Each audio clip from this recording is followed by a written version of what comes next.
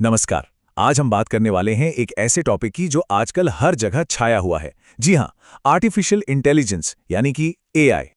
आपने भी नोटिस किया होगा, है ना, कि आजकल ऐसा लगता है मानो हर बातचीत में, हर न्यूज़ हेडलाइन में और फ्यूचर के हर प्लान में एआई शब्द जरूर सुनने को मिल जाता है।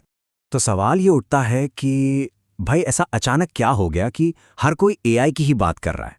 देखिए, इसकी एक बहुत बड़ी वजह है जेनरेटिव एआई में हुई ज़बरदस्त तरक्की। अब ये जेनरेटिव एआई क्या है? ये वो एआई है जो खुद से नया कंटेंट बना सकती है, मतलब टेक्स्ट, तस्वीरें, यहाँ तक कि म्यूजिक भी।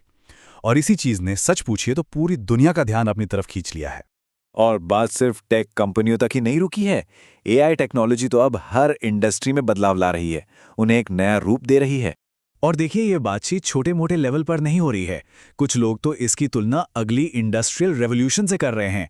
और बस यही वजह है कि एआई को समझना आज हम सब के लिए इतना ज़रूरी हो गया है। तो ठीक है, ये तो हो गई सारे बड़ी बड़ी बातें, लेकिन चलिए अब बिल्कुल बेसिक पर आते हैं।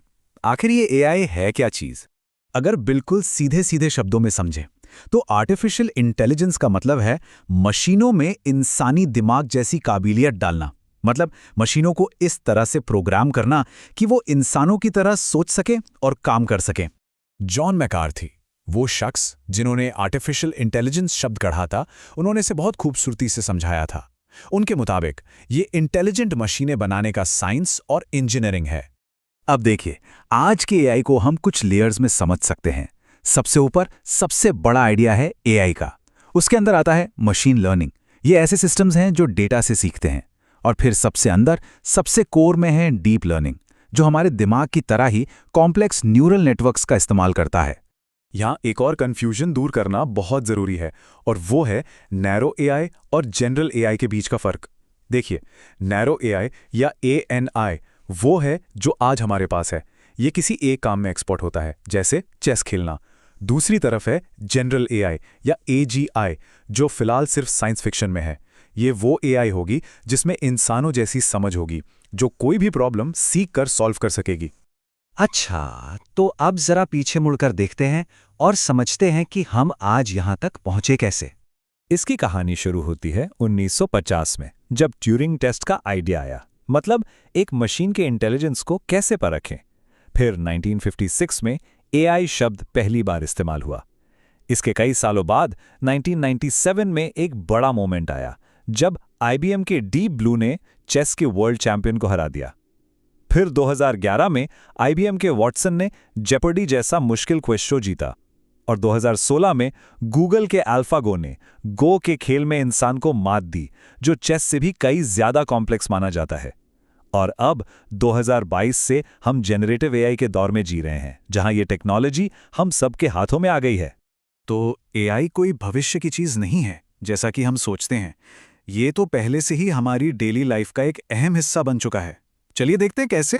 तो अगर हम देखें कि एआई आज सबसे ज्यादा कहाँ इस्तेमाल हो रहा है, तो ये आंकड़े काफ़ी इंटरेस्टिंग हैं।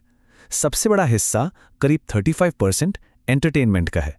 उसके बाद आता है फाइनेंस, फिर ट्रांसपोर्टेशन, हेल्थ केयर और रिटेल। एंटरटेनमेंट की बात करें तो जो नेटफ्लिक्स और स्पॉटिफाई हमें रेकमेंड करते हैं वो एआई है। वीडियो गेम्स में जो स्मार्ट दुश्मन होते हैं वो एआई हैं।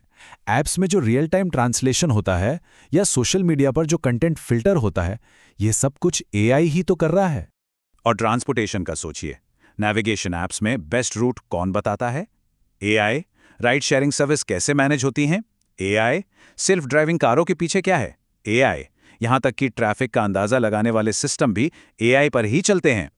लेकिन इतनी पावरफुल टेक्नोलॉजी के साथ कुछ बड़े सवाल और जिम्मेदारियां भी आती हैं।